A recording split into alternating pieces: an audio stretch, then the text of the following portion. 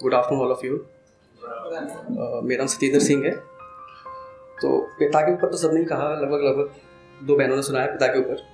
तो मैं बेटी के ऊपर सुनाता हूँ कि बेटी का जीवन, एक बेटी का रूप प्रतिरूप एक बाप के जीवन में क्या होता है वो बताता हूँ।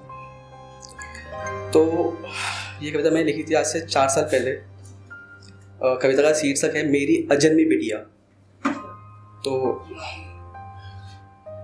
शुरू करता हूँ कि खुशियों से भर गया था जीवन जब उसको गोद में उठाया था। जिंदगी हो गई थी आसान तब जब उसने पापा कहकर बुलाया था।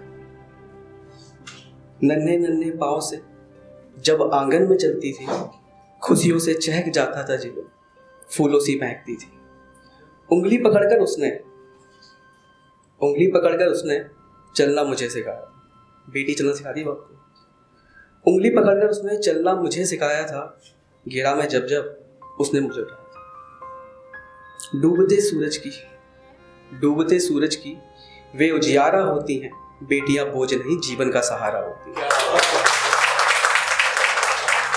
तो अगला बंद इस कविता का, जिसमें बेटी थोड़ी बड़ी हुई, स्कूल जा रही है, कि नन्हे से हाथ में थाम के बस्ता जब बिटिया स्कूल को जाती थी, वापस आके हृदय से लगती बचपन की याद दिलाती थी। अभावों में कैसे जीना है ये सिखलाया करती थी, और जीवन को कैसे जीते हैं ये बताया करती थी। त्याग स्वयं का करती थी, अपनों के सपनों को पंख दे जाती थी। शायद इसीलिए दुनिया में बस स्त्री ही बलिदानी समझी जाती थी। अब बेटी बड़ी हुई, उसकी शादी हो रही है कि अब जब वो सयानी हो चली, मेरा कंधा भी अब झुकने लगा था। हाथ पीले कर उड़ चली वो एक नए उपवन की गली। बेटी तू मेरा अभिमान बनी, तू मेरा सम्मान है, तेरे हाथों से मुख अग्नि पाऊं यही अंतिम अरमान है। तेरे हाथों के स्पर्श मात्र से मोक्ष को मैं पा जाऊंगा, और बेटा और बेटी का फर्क मैं तुम सबको बतला जाऊंगा।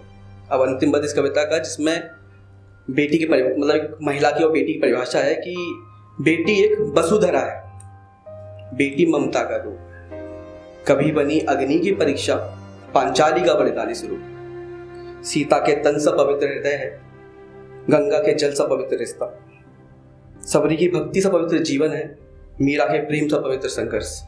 डूबते सूरज की वे उजियारा होती, बेटियां बोझ नहीं जीवन का सहारा होती।